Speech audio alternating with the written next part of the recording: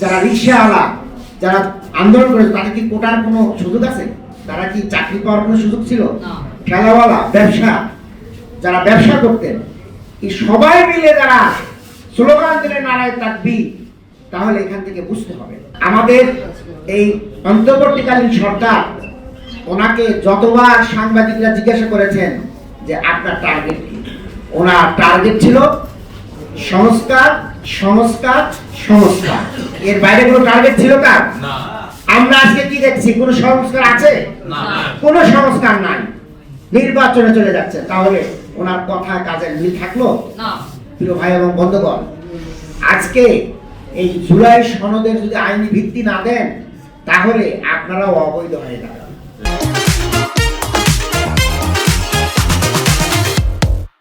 ওনারা একটা রেফারেন্ডাম নিয়েছিলেন সুপ্রিম কোর্ট থেকে, 106 অনুচ্ছেদ।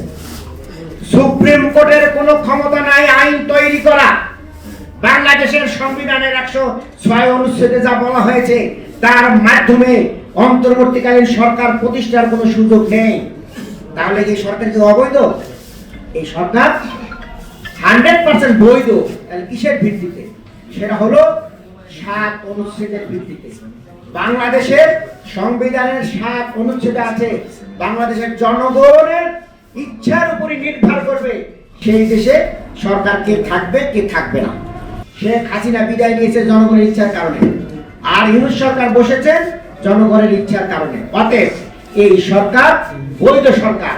অতএব এই সরকারের একটা অন্তর্বর্তীকালীন একটা ঘোষণাপত্র থাকতে হবে, যেখানে রেফারেন্স থাকবে যে এত তারিখ থেকে এত তারিখ পর্যন্ত এই সরকার কার্যক্রম পরিচালনা করবেন।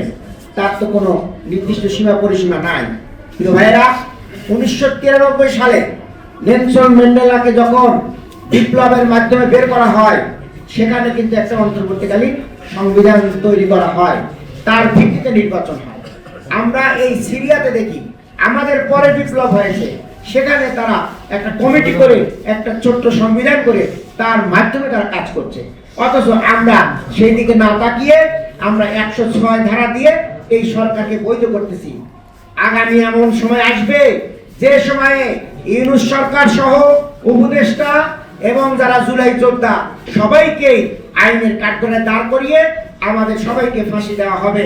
অতএব জুলাই সনদের বিকল্প কোনো আমাদের কাছে নেই।